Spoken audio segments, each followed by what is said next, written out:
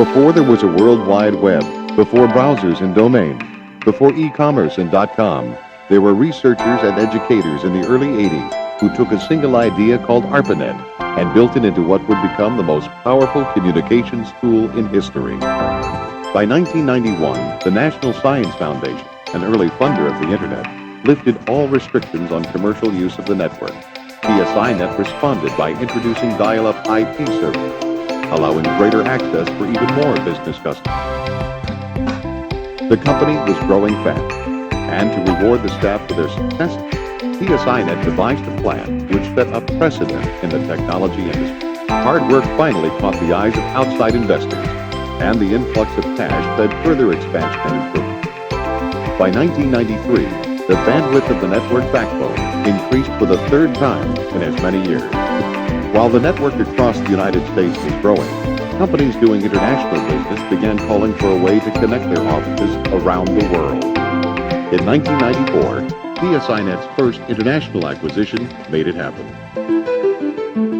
By the mid-90s, the Internet was changing the world.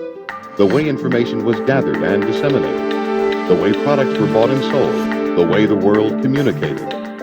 PSINet was a catalyst of that change, and the result marked one of its greatest milestones to date. On May 2nd, 1995, PSINet began publicly trading on the NASDAQ stock market. It was June of 1996 when PSINet decided to concentrate its energy on providing Internet services solely to business accounts. Consumer customers were sold to Mindspring, at that time a startup Atlanta-based ISP. Within a year, an agreement for dark fiber was made with ISP Communications that gave PSINet customers access to fiber lines 50 times faster than typical Internet backbone. The agreement made PSINet the only independent facilities-based Internet service provider in the world. By 1998, investors were hooked on PSINet. In the first half of the year, the company raised over $1.5 billion. Once considered a risk by the investment community, PSINet was relabeled a good investment.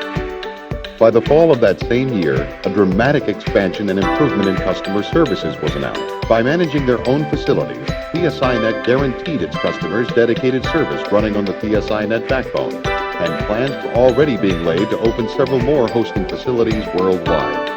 PSINet, in 10 years, a vision brought to life, a potential realized, yet ever growing, an international family committed to excellence and service into the new millennium and beyond.